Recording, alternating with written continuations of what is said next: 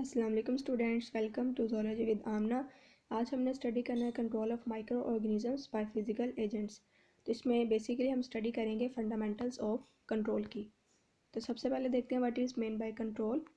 तो कंट्रोल हम बोलते हैं रिडक्शन इन नंबर और activity of total microbial flora, यानी माइक्रो ऑर्गेनिजम्स अगर नंबर्स में कम हो रहे हैं या उनकी एक्टिविटी कम हो रही है तो इसका मतलब है हम माइक्रो ऑर्गेनिजम्स को कंट्रोल कर रहे हैं। इसके बाद हम देखते हैं कंट्रोल हमें चाहिए क्यों होता है। तो डिजीज़ और इन्फेक्शन के स्प्रेड को रोकने के लिए, इनकी ट्रांसमिशन को रोकने के लिए हम कंट्रोल करते हैं माइक्रो ऑर्गेनिजम्स को। इसके बाद जो अनडिज़ायरेबल माइक्रो ऑर्गेनिजम्स हैं उनकी ग्रोथ को प्रिवेंट करने के लिए, ताकि वो किसी भी चीज़ को, फूड वगैरह को कंटामिनेट ना कर सके।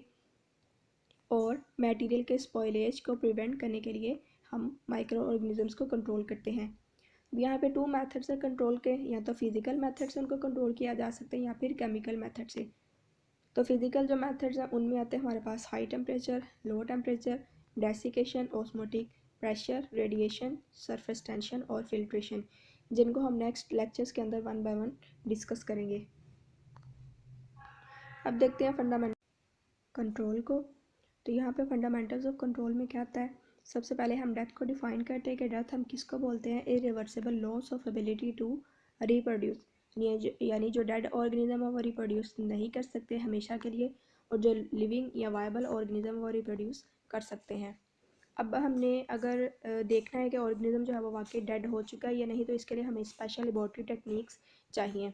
ठीक है, तो अब इन लेबॉर्ट्री टेक्निक्स में क्या होगा, ज़्यादातर हम ऑर्गेनिज्म को देखने के लिए आया वो डेड हो चुका है या नहीं, उसको डिफरेंट मीडियम के अंदर इनोकुलेट कर देंगे। ठीक है, जब डिफरेंट मीडियम के अंदर उसको इनोकुलेट करके ग्रो करेंगे, तो अगर तो वो ऑर्गेनिज्म जो है वो ग्रो हो रहा है तो इसका मतलब है वो डेड नहीं हुआ। अगर उसकी ग्रोथ नहीं हो रही तो वो डेड हो चुका है।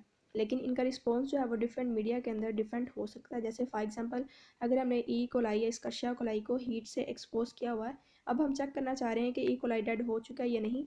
तो अगर हम उसको ट्रिप्टिकस सोया अगर के अंदर ग्रो कर रहे हैं तो वो सही से ग्रो हो रहा है, नंबर ऑफ़ सर्वाइवल्स ज़्यादा हमारे पास आ रहे हैं।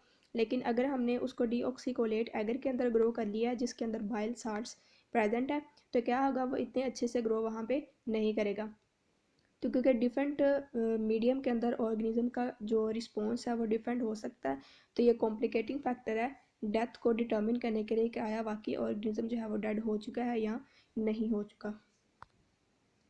इसके बाद हम देखते हैं conditions influencing anti microbial action, कि कौन कौन सी कंडीशंस जो एंटी माइक्रोबियल एक्शन को इन्फ्लुएंस करती हैं। तो इसमें अब कोई भी एक एजेंट ऐसा नहीं हो सकता कि हम कहते हैं कि वो सारे के सारे माइक्रो ऑर्गेनिजम्स के अगेंस्ट इफ़ेक्टिव हो। ठीक है, और सारी की सारी कंडीशंस में भी वो इफ़ेक्टिव हो। तो 3 कंडीशंस हैं जो कंट्रोल करती हैं, गवर्न करती हैं एंटी माइक्रोबियल एक्टिविटी को। तो इसमें इन्वायरमेंट आती है, इन्वायरमेंट है, इसके बाद काइंड्स ऑफ माइक्रो ऑर्गेनिजम्स है, और फिजियोलॉजिकल स्टेट ऑफ सेल है। तो सबसे पहले हम देखते हैं नेक्स्ट इन्वायरमेंट को, इनके इन्वायरमेंट किस तरह इन्फ्लुएंस करता है। इन्वायरमेंट मतलब वो वाला मीडियम जिस मीडियम के अंदर ऑर्गेनिज्म प्रेजेंट है। तो मीडियम जो है वो अब उसकी नेचर क्या है, उसकी पीएच क्या है, इसके बाद वो एसिडिक है या बेसिक है, ये सारी की सारी चीज़ें इन्फ्लुएंस करेंगी एंटी माइक्रोबियल एक्शन को। तो अगर तो फॉर एग्जांपल जैसा है कि अगर एसिडिक सॉल्यूशन है, मीडियम या इन्वायरमेंट अगर एसिडिक है, तो हीट जो है वो उसकी इफेक्टिवनेस वहाँ पे ज़्यादा होगी, यानी माइक्रो ऑर्गेनिजम्स को अगर हीट से एक्सपोज किया जाए तो वो जल्दी किल हो जाएंगे एसिडिक सॉल्यूशन के अंदर। इसके बाद अगर हम देखें मटेरियल की कंसिस्टेंसी किस तरह की है, तो वो भी पेनिट्रेशन को इफ़ेक्ट करेगी। आया मटेरियल जो है वो ज़्यादा एक्विस है या फिर ज़्यादा जो है उसकी विस्कोसिटी ज़्यादा है, तो पेनिट्रेशन ऑफ कोर्स भी रिड्यूस हो जाएगी। और कार्बोहाइड्रेट्स की अगर हायर कंसनट्रेशन है तो ऑर्गेनिज्म जो है वो हीट से जल्दी किल नहीं होंगे, यानी कार्बोहाइड्रेट्स की हायर कंसनट्रेशन क्या होगी, करेगी ऑर्गेनिज्म को हीट से अगेंस्ट जो है वो किसी हद तक प्रोटेक्ट करेगी। और अगर कोई organic compound, extraneous organic compound present है, तो वो भी जो है वो किसी भी एजेंट के साथ बाइंड करके उसकी एक्टिविटी को रिड्यूस कर सकता है। और अगर हम टेम्परेचर को किसी और केमिकल एजेंट के साथ कंबाइन करके यूज़ करें, तो जो उसकी एफिकेसी है, जो टेम्परेचर की एफिशिएंसी है, वो इंक्रीज़ हो जाएगी।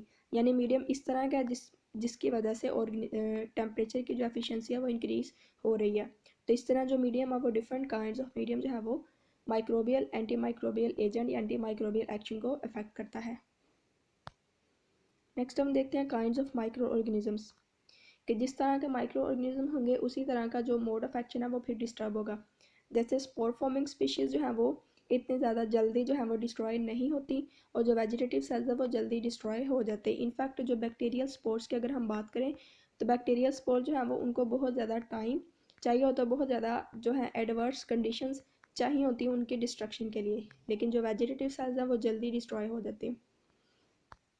नेक्स्ट हम देखते हैं फिजियोलॉजिकल स्टेट ऑफ सेल के जो एक्टिवली मेटाबोलाइजिंग सेल्स हैं वो जल्दी डिस्ट्रॉय हो जाते हैं किसी भी एजेंट से, लेकिन जो डोरमेंट सेल्स हैं डोरमेंट सेल्स जल्दी डिस्ट्रॉय नहीं होते, क्योंकि डोरमेंट सेल्स क्योंकि अब इनका मेटाबॉलिज्म तो कोई हो नहीं रहा, तो कोई भी एजेंट ऑफ कोर्स ज़्यादातर मेटाबॉलिज्म को डिस्टर्ब करके ही ऑर्गेनिज्म को किल करेगा, तो ये मेटाबोलाइज नहीं करे, इस वजह से ये जो है इतनी जल्दी डिस्ट्रॉय नहीं होते किसी भी एजेंट से।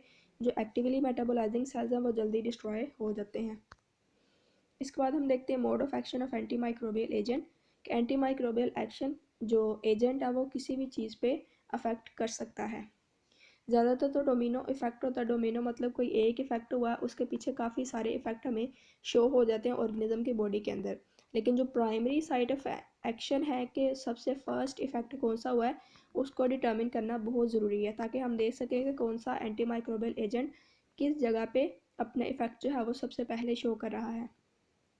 तो जो प्राइमरी साइट ऑफ एक्शन है वो काफ़ी सारी हो सकती हैं, जिनमें मे बी कि एक जो एजेंट है वो सेल वाल को डैमेज करके या फिर सेल वाल सिंथेसिस को इनहिबिट करके ऑर्गेनिज्म को किल करे, या फिर सेल मेम्ब्रेन की जो परमेबिलिटी है उसको ऑल्टर करके, यानी अब देखें ना जो परमेबिलिटी होती है कि सेल मेम्ब्रेन ने किसी मालिक्यूल को गुजरने देना है सेल के अंदर, किसी को नहीं गुजरने देना, तो अगर उसी को तब्दील कर दिया जाए तो इस तरह भी कोई एजेंट अपना एक्शन जो है वो लगा सकता है। इसके बाद जो प्रोटीन और न्यूक्लिक एसिड को अल्टर करके और एंजाइम एक्शन जो है उसको इनहिबिट करके और न्यूक्लिक एसिड सिंथेसिस को इनहिबिट करके जो कोई भी एजेंट है वो ऑर्गेनिज्म को किल कर सकता है। तो हर एजेंट का जो मोड ऑफ एक्शन है वो डिफरेंट हो सकता है। तो स्टूडेंट्स ये थी मेरी आज की वीडियो। अगर आपका इसमें से कोई क्वेश्चन है कन्फ्यूजन तो आप मुझे कमेंट के अंदर पूछ सकते हैं। अगर आपको वीडियो अच्छी लगी है तो मज़ीद इन्फॉर्मेटिव वीडियोज़ के लिए मेरे चैनल को सब्सक्राइब कीजिए। नेक्स्ट वीडियो तक के लिए अल्लाह हाफिज़।